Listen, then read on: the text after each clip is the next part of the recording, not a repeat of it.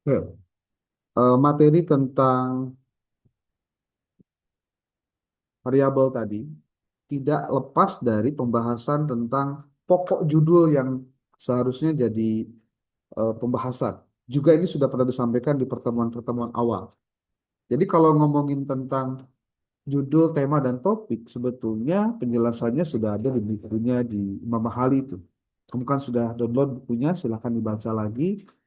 Kalau kamu pengen tahu bagaimana cara bikin proposal, kuantitatif, itu ada di situ. Termasuk bagaimana cara untuk melakukan teknik analisis data dan lain-lain. Termasuk bagaimana tutorial untuk mengerjakan skripsi kuantitatif dengan SPSS, itu ada semua di situ. Ini lamun kamu tuh bisa teh lain ayeuna teu boga buku atau tidak punya bahannya, tapi karena memang kedul macam. Ya. Oke. Pendidikan itu banyak. Ada kebijakan, ada sistem pendidikan, ada media pembelajaran, dan lain-lain. Baca sendiri deh. Nah, ketika bicara tentang kamu punya masalah, ketika kamu kemarin melakukan studi pendahuluan, terus fokusnya mau kemana sebetulnya yang kamu akan lakukan? Kalau kamu banyakkan ke pembelajaran, berarti kamu masuknya ke kurikulum. Di kurikulum itu ada terkait juga dengan penggunaan metode, ada tujuan, ada materi, ada teknik, ada metodenya, termasuk juga ada evaluasinya. Nih, di samping juga itu ada pembahasan tentang strategi pembelajaran. Jadi sebetulnya kalau ditanya, apakah materi untuk penelitian skripsi itu banyak? Banyak. Jadi nu teu menang tema mah ya karena memang teu maca. Terus Pak Ari itu mah berarti sudah banyak mah ngapain juga diteliti kan geus loba. Justru yang harus kamu cari itu adalah apa novelty dan research gap-nya. Novelty itu apa? Kebaruan. Research gap apa? eh, Gap penelitian yang harus ditutup. Bahasanya kalau dalam sebuah puzzles kemudian ada bagian yang kosong, bagian kosong itu yang harus diisi. Dan itu bisa berbagai-bagai.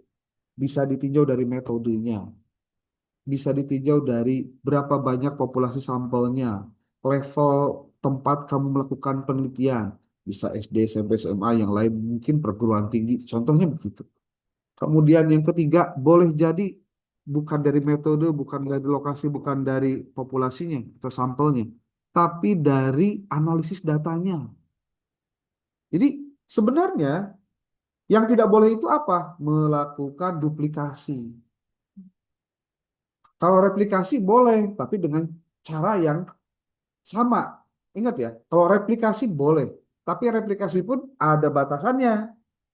Replikasi itu gini, orang lain udah penelitian, lalu kita gunakan instrumennya, kita gunakan dalam penelitian kita di tempat kita sendiri menggunakan instrumen orang itu replikasi.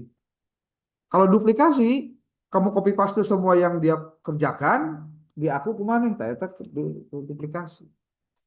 Yang cenderung dengan istilah plagiasi itu duplikasi sebenarnya. Oke, nah penjelasan tentang variabel itu kamu boleh cek di beberapa referensi yang pernah Bapak sampaikan, termasuk di buku yang terakhir pernah disampaikan yaitu di bukunya Wegulo. Sudah dikirimkan Wegulo bukunya? Hah? Sudah ya? Oke. Di bukunya ini ada penjelasan yang terkait dimulai-mulai dari variabel. Bahwa yang namanya penelitian itu pasti ada yang diteliti. Yang diteliti itu namanya adalah variabelnya. Masalah penelitian itu adanya di mana? Variabel. Jadi kalau ditanya, Pak, sebetulnya sebuah judul itu mengandung apa saja sih? Judul ya. Judul itu mengandung tiga hal. Satu, dia mengandung masalah, pasti kedua yang masalah. Yang kedua, dia mengandung variabel. Yang ketiga, dia mengandung metode. Artinya dari judul itu ketahuan. Ah, ini mah metodenya ini. Dari judul saja sebetulnya sudah ketahuan. Walaupun pada akhirnya kita harus menelaah lebih lebih apa? Lebih tajam lagi ke referensinya. Berbicara tentang variabel tidak akan lepas dari nanti berbicara tentang skala pengukuran. Siapa yang bicara yang ngomong skala pengukuran? Kelompok berapa? Ada nggak? Yang khusus membahas tentang skala pengukuran. Karena memang skala pengukuran mah itu hubungannya dengan penelitian kuantitatif saja. tidak di kualitatif. Oke, kita lihat satu-satu nih. Di bagian tentang setelah kamu membahas tentang ini nih apa konsep penukaran itu nih. Jadi kenapa kemudian membahas tentang itu semua? Kan ternyata ada pembahasan di sini nih. Ada istilah variabel, ada istilah indikator. Variabel, indikator. Ada juga istilah definisi operasional. Kalau kamu dengar-dengar kata operasional, itu maksudnya adalah dapat diukur. Operasional itu dapat diukur. Jadi kalau ada istilah kudu operasional atau terukur maksudnya. Ada langkah-langkah tahapannya itu jelas. Nah, penjelasannya definisi operasional suatu variabel tidak boleh dirumuskan dalam bentuk sinonim. Sinonim itu kata yang sama. Kalau definisi variabel kerajinan belajar dirumuskan sebagai kerajinan belajar adalah ketekunan siswa. Itu ada dua istilah yang sama. Harusnya ganti dengan yang lain. Istilah kerajinan harus diterangkan dengan indikator. Ciri dari indikator adalah teramati dan terukur. Teramati dan terukur. Berarti kalau kita mendefinisikan sesuatu, itu harus ada definisinya berarti. Seperti kalau di sini diberikan contoh dia kerajinan belajar. Kerajin disebut dengan rajin belajar itu apa sih? Itu ada konsepnya dulu yang kita kenal nanti kalau di bab 3 ya di bab 3 eh, penelitian kamu itu ada istilah definisi menjelaskan definisi konseptual. Tapi ada juga definisi operasional. Kalau definisi konseptual, dia ngomongin tentang konsep yang terdapat di dalam variabel tersebut. Tetapi kalau definisi operasional, dari konsep ini bagaimana turunannya agar terukur dan teramati. Seperti contoh di sini diberikan indikator, variabelnya kerajinan belajar. Kalau secara konsep yang disebut dengan rajin adalah, contohnya ya, aktivitas seseorang yang bla bla bla bla, konsepnya itu masih konsep. Tapi konsep itu tidak bisa terukur jika kamu tidak memberikan definisi operasionalnya. Dari mana definisi operasional itu didapatkan? Tentu dari berbagai referensi. Setelah kamu baca-baca referensi, kamu jadikan satu, ini yang diambil. Contoh di sini ada kalimat. Kerajinan belajar mahasiswa adalah banyaknya waktu yang diukur dalam jam per minggu yang dipergunakan oleh mahasiswa untuk membaca bahan-bahan yang relevan dengan program studinya. Di sini kegiatan membaca adalah indikator. Jumlah itu adalah pengukuran dari satu variabel. Nah, variabel itu apa sih? Kan gitu, Marana. Variabel itu yang variasi. Sesuatu yang memiliki variasi namanya variabel. Contoh, jenis kelamin. Ada laki-laki, ada perempuan. Berarti jenis kelamin bisa jadi variabel dalam penelitian. Rajin, kerajinan. Kerajinan itu ada yang lama, ada yang sebentar, ada yang sedang. Pokoknya yang memiliki variasi namanya variabel. Karena jawabannya tidak satu. Eh, Aktivitas belajar mahasiswa. Aktivitas itu ada yang tinggi, ada yang sedang, ada yang rendah. Jarak mahasiswa, apa sebut itu? Jarak rumah itu apa ya sebutnya? Jarak tempuh mahasiswa ada yang pendek, ada yang panjang. Pokoknya yang variatif itu namanya variabel.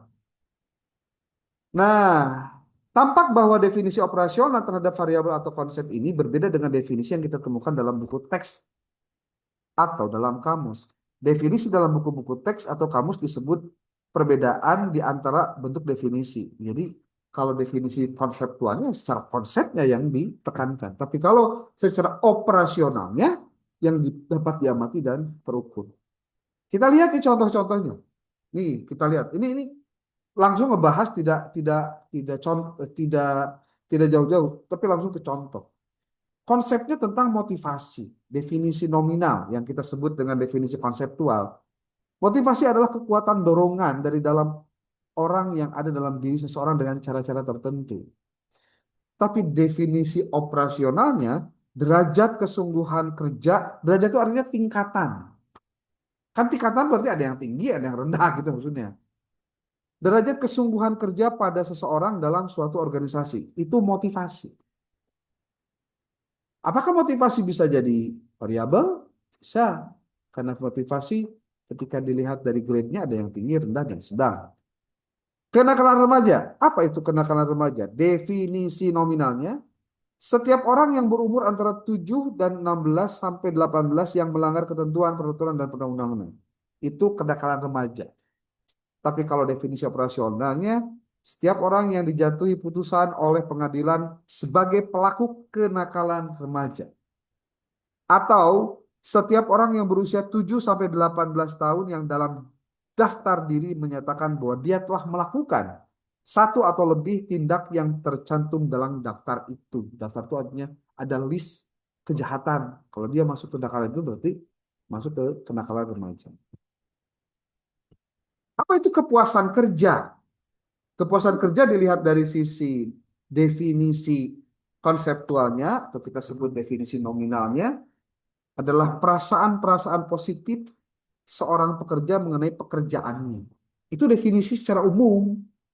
Tapi ketika definisi itu kemudian kita ingin dioperasionalkan, maka operasionalisasinya adalah apa itu kepuasan kerja dengan 5 dimensi kerja, supervise, gaji, promosi, dan kawan sekerja. Smith menyusun sekumpulan pertanyaan untuk setiap dari 5 dimensi tersebut yang dijawab dengan ya atau tidak.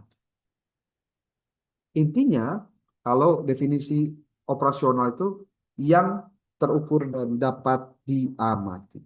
Baru sekarang masuk ke definisi tentang variabel independen, variabel dependent. Ini pembahasannya. Ada juga variabel continue dan discrete. Kamu banyakin pemahamannya khusus saja di dependent dan independen. Nggak usah dulu yang lain. Kenapa? Karena rata-rata di penelitian skripsi di PAI, di UIN mah, rata-rata cukup hanya dependent dan Pak, boleh nggak saya mau 3 variabel Pak dengan pakai variabel moderator? Boleh. Tapi ngerti tuh, ah itulah bukunya nyaho tuh, naon kudu bisa dipelajari. Variabel dependen itu disebutnya variabel tidak bebas. Dependen tuh apa ya? Dependen tidak bebas. Ada lagi independen. Independen itu berarti bebas. Kalau dalam konteks variabel X ke Y, mana? Kalau misalkan X mempengaruhi Y, mana yang independen, mana yang independen? X apa X? Hah? Independen. Ini pahami dulu itu. Nanti setelah ngerti mana dependen, mana independen, sebenarnya penelitian kuantitatif itu fokus nanti di Y sebenarnya. Jadi kalau misal kamu mengerjakan skripsi, maulah contohnya judul. Nah, judulnya contoh judul. Judul nanti minat mahasiswa pengaruhnya terhadap motivasi belajar. Ini ceritanya ini X ini. Sebenarnya yang jadi fokus penelitian itu adalah motivasi. Berarti Dina ngapalebang ngebahas latar belakang masalah, yang harus lebih ditekankan itu adalah ada apa masalah dengan dia sehingga ia dibahas. Adapun minat mahasiswa, minat belajar mahasiswa itu adalah salah satu dari salah banyak yang mempengaruhi motivasi belajar. Ibaratnya kamu kurang ditanya. Kunaon sih motivasi belajar mahasiswa teh rendah? Oh, karena A, B, C, D. Dari mana sih kamu tahu bahwa motivasinya rendah? Ikuti indikator ini. Terus, menurut kamu, di kasus yang kamu sedang pelajari, di tempat yang kamu sedang pelajari, faktor apa yang berpengaruh dominan terhadap motivasi belajar? Berdasarkan hasil pengamatan saya dari studi pendahuluan, sepertinya sih minat belajar. Kenapa? Karena terindikasi A, B, C, D. Itu belum penelitian, baru studi pendahuluan. Maka dari situ dimunculkanlah penelitian itu di judulan web minat belajar mahasiswa, pengambilan terhadap motivasi belajar mereka. Simple. Jadi pertama kali melakukan penelitian itu kajiannya sebetulnya kajian di Y kalau di kuantitatif. X-nya itu bisa macam-macam. Makanya kalau misalnya ditanya, Pak, kunaon sih make aya jadi 3 variabel, 4 variabel, 5 variabel, itu variabel-variabel di mana itu teh. Jeung itu tuh termasuk yang mana? Jadi sebetulnya fokusnya tuh kajiannya yang ini sebenarnya. Adapun yang berpengaruh terhadap ini kan banyak. Makanya bisa jadi variabelnya itu adalah apa? Ada yang independen, ada yang multi, um, ada yang mediator, ada yang intervening, atau yang mana? Contoh, apa ujung-ujung motivasi belajar mahasiswa yang jadi rendah hanya gara-gara rendahnya minat? Jangan-jangan, apakah karena suasana belajar yang tertekan, contohnya? Itu juga bisa jadi apa? Yang mempengaruhi minat, apa? Motivasi belajar. Atau bahkan gini, yang mendrive minat itu apa sih? Malah angket ya, judul nanti bisa naon, bisa beragam. Nah ini ya yang kita sebut dengan ini nih. Kalau kamu sering melihat ada jenis penelitian yang gambar nanti tidak satu ya, tapi banyak. Ini tidak hanya X, Y gitu, nggak begitu juga. Itu di bukunya Muri Yusuf dijelaskan panjang lebar di sana. Ini hipotesis. Nanti kita lihat ada penjelasan terkait dengan itu. Nih, ini kalau X1, X2, Y, nah ini maksudnya pada kamu ngejelasin itu tah. Siapa? Ipal ya. Maksudnya gambar ini tuh ingin memperjelas, mendesain sebetulnya X1, X2, X3 teh apakah semuanya itu seperti itu posisinya. Jadi posisi penelitian tuh banyak. Bisa begini, oke, si variabel nanti bisa kemudian X1 berpengaruh kepada X2 berpengaruh kepada Y, bisa begitu. Bahkan ada X, Y, Z segala dalam beberapa penelitian. Bahkan ada yang disebut dengan penelitian itu yang disebut dengan penelitian jalur atau path analysis. Kalau path analysis itu jauh lebih rumit lagi. Kamu boleh cek di internet bagaimana disebut dengan path analysis. Hubungan-hubungannya bukan lagi hubungan yang sederhana tapi hubungan yang rumit. Kenlah etama ke tesis jeung disertasi. Ke karamu anu arek skripsi mah cukup aja 2 variabel. Dan niat nage belajar melakukan penelitian. Supaya apa? Kamu tahu penelitian itu memang harus benar. Dimulai dari yang sederhana ke yang sulit. Jadi bukan sembarangan penelitian tuh. Hayang punya apa kinerja ataupun juga integritas dalam penelitian itu butuh waktu yang cukup panjang karena ini menyangkut masalah komitmen dirinya terhadap apa yang dia pelajari. Nih lihat nih pola-pola hubungannya. Model relasinya apa saja, termasuk Pak, apakah judul untuk pengaruh dengan hubungan itu sama atau tidak? Terutama dari aspek penggunaan rumus-rumus statistiknya. Itu nggak bakalan sama. Ya, ketika bicara tentang variabel ini. Tuh. Bagaimana menghubungkan variabel dengan hipotesis yang kemarin sudah mulai dipelajari? Ya nggak bakalan muncul hipotesis lamun variabelnya muncul. Rek muncul naon kan berenang ayakna kalimat hipotesis teh karena ada variabel yang disebutkan. Tuh. Oke, tadi Bapak bilang kamu pelajari saja dulu untuk bagian yang pertama, yaitu tentang variabel dependent dan independent.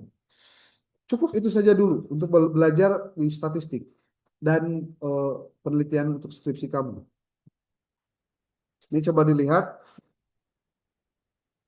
di dalam bukunya apa? W. Gulo tentang variabel nih. Ini variabel. Kemudian ada penjelasan tentang apa? Definisi nominal, definisi operasional. Lalu ada dependent dan independent. Variabel dependent disebut juga variabel tidak bebas dan variabel independent disebut variabel bebas. Ini penjelasannya. Suatu variabel disebut dependent atau tidak bebas jika nilai atau harganya ditentukan oleh satu atau beberapa variabel lain. Harganya ditentukan oleh variabel-variabel lain. Ini dependent. Ini independent. Nah, dalam hubungan ini, variabel bebas sebagai contoh, hubungan antara permintaan dengan harga dalam hukum permintaan berbunyi, jika harga suatu barang naik atau turun, itu choice saja, maka permintaan terhadap barang itu juga akan turun atau naik. Maksudnya gini, kalau jika harganya naik, maka permintaan barang itu pasti turun. Kalau harga suatu barang turun, pasti permintaan bakal naik. Di sini permintaan itu merupakan variabel dependent. Dependentnya naon? Tidak bebas. Jadi kita rumusan anak kan kia. Berarti permintaan terhadap barang itu berpengaruh terhadap harga suatu barang.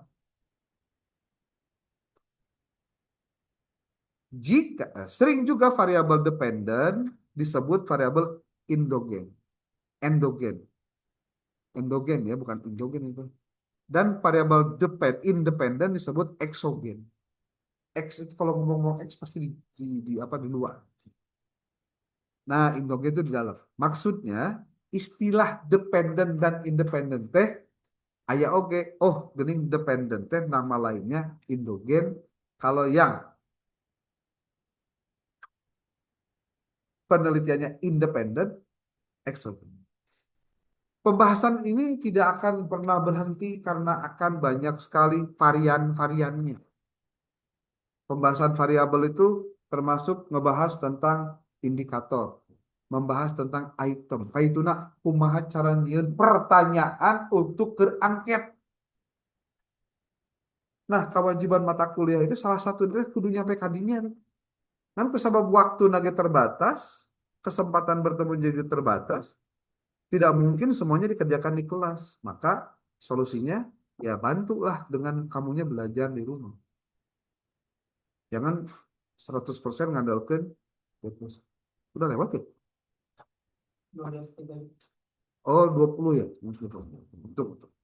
Oke, lanjut. Ada istilah lagi variabel continue dan variabel discrete. Nah, ini akan berkaitan dengan apa sih variabel-variabel ini teh? Dengan pengukurannya. Makanya ada istilah pengukuran, ada pakai skala.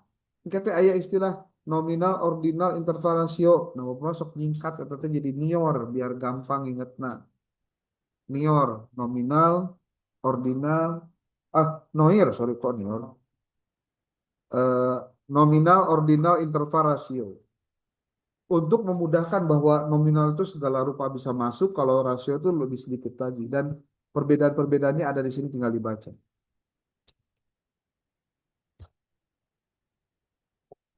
Pembahasan ini tidak akan mudah, sekali lagi, karena waktunya juga sangat-sangat dibatasi, terbatas.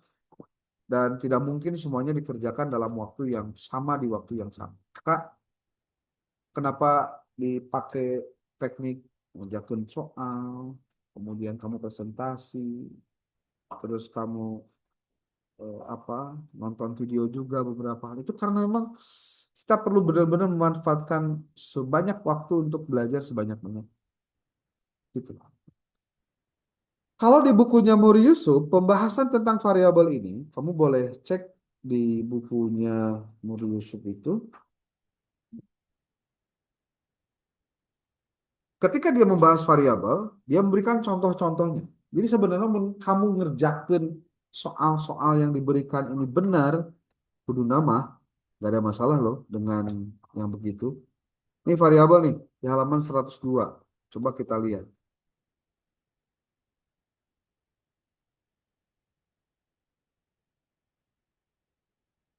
Nah, itu pindah-pindah.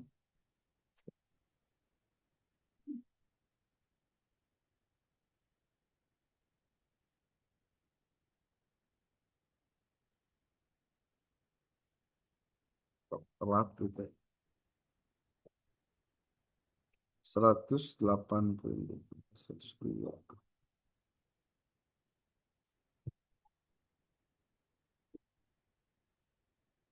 86.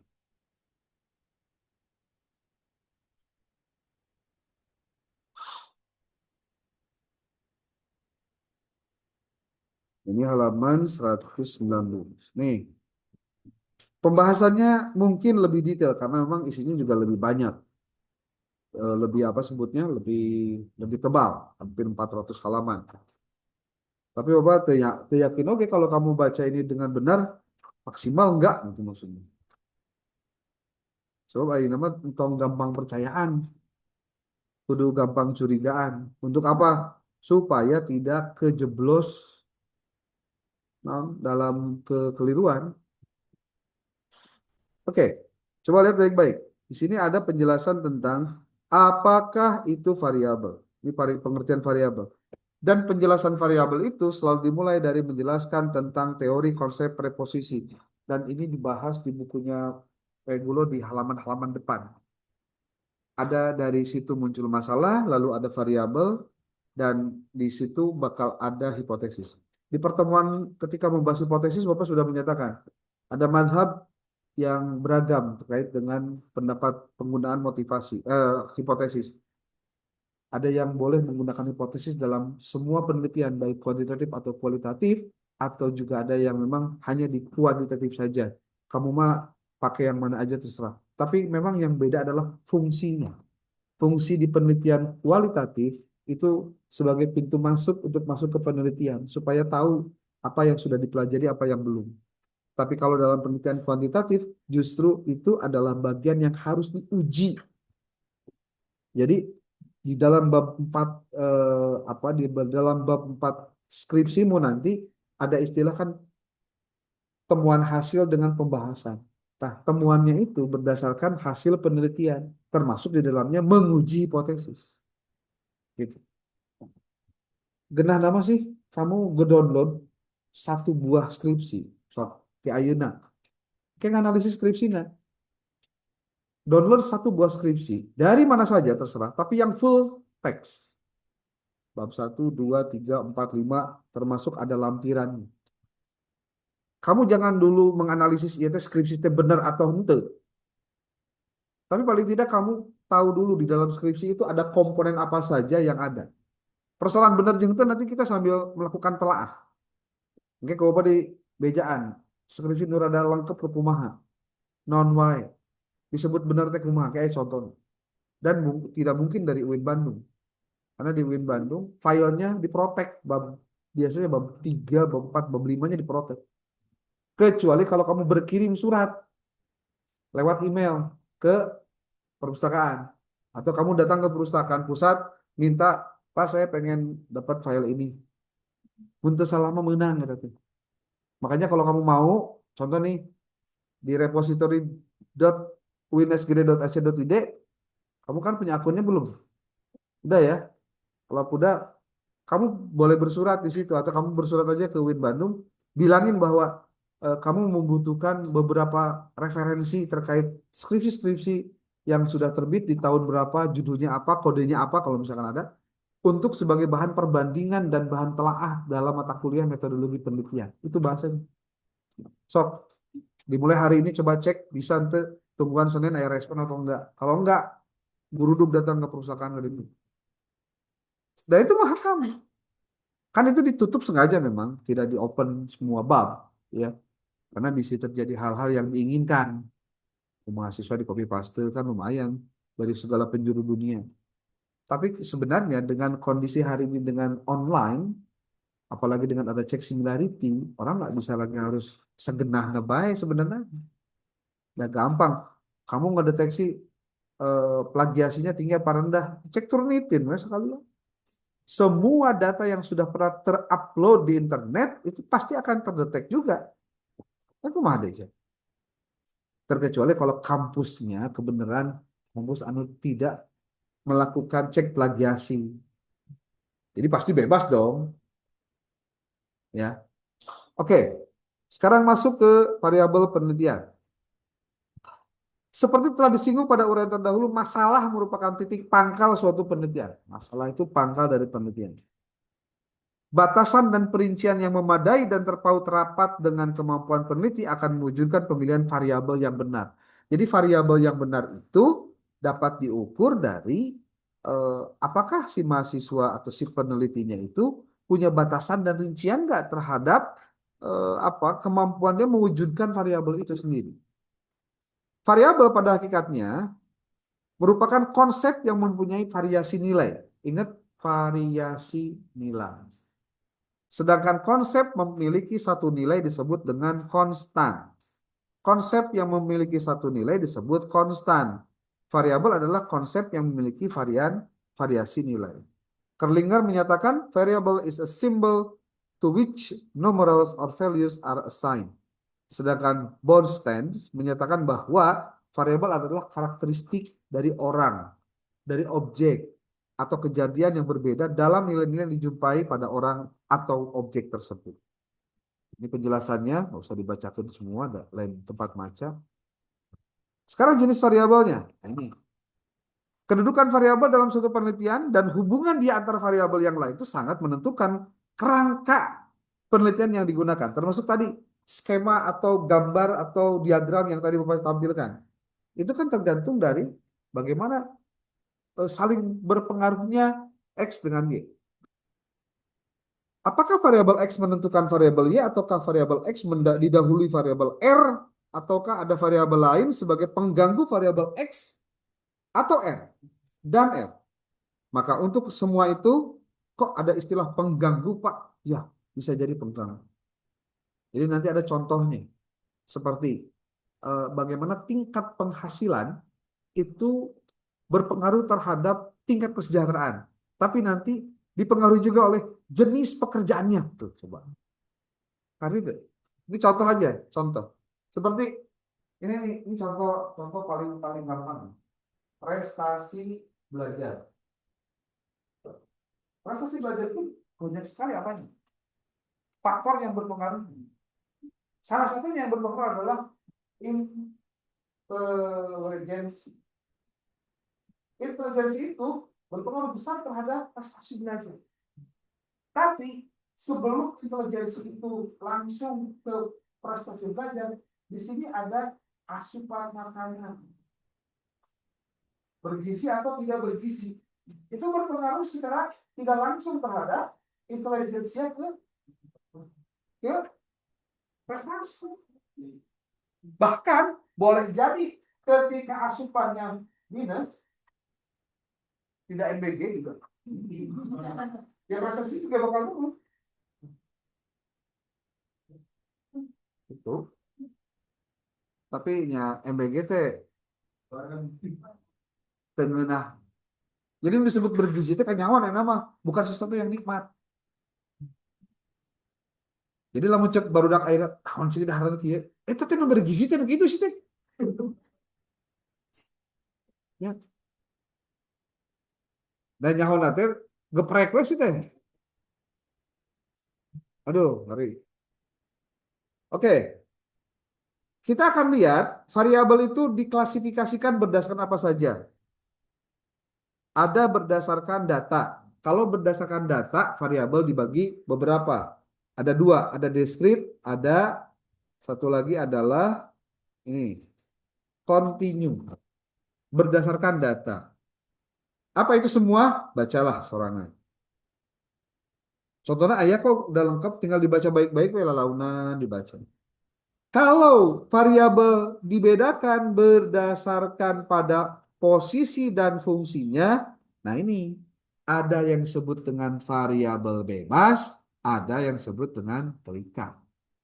Jadi sebenarnya kalau tadi penjelasan bebas dan terikat itu jika variabelnya diklasifikasikan berdasarkan posisi dan fungsinya dalam penelitian. Dan bisa dibagi menjadi beberapa, tidak hanya variabel yang bebas dan terikat saja. Ada yang kontrol, ada yang apalagi antara, extraneous, ada antecedent, ada penekan, ada pengganggu. Penjelasannya rinci di bawah ini. Tuh, ada dengan contoh-contohnya. Tapi bicara variabel bebas dan terikat itu satu paket. Makanya yang nanti dipelajari ketika kamu menuliskan judul untuk ajuan proposalmu itu variabel bebas dan terikat. Cukup dua variabel saja. Kalau mau kuantitatif.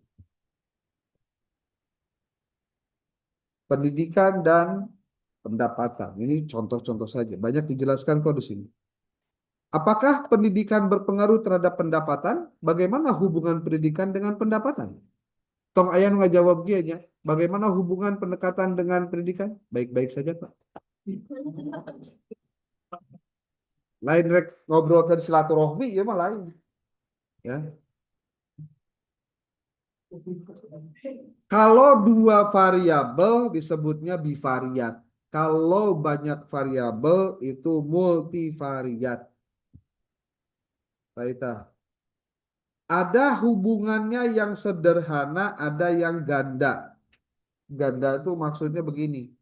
Kalau lihat prestasi belajar itu dipengaruhi oleh banyak hal. Ada motivasi berprestasi, ada intelijensi, ada lagi prestasi, ada lagi perhatian, ada lagi nilai tes masuk. Itu berpengaruh terhadap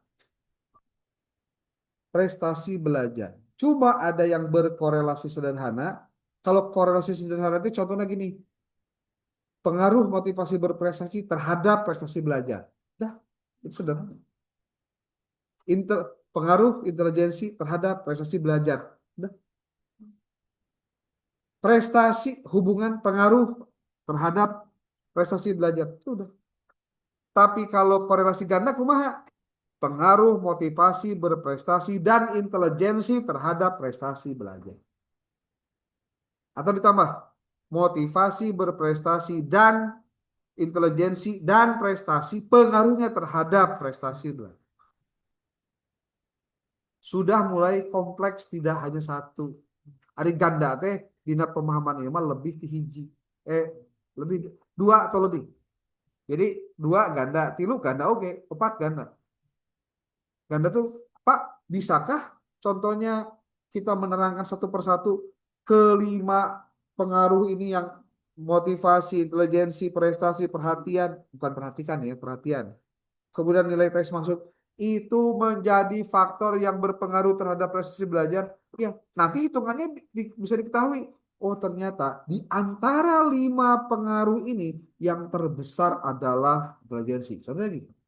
Sampai pada kesimpulan berapa persentase pengaruhnya.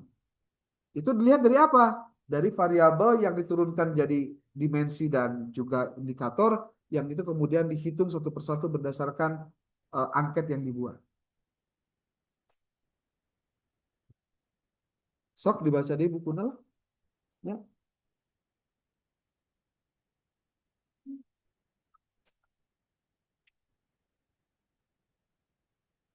Oke, saya pikir itu saja dulu. Sudah pukul 9.24 ya. Oke, mudah-mudahan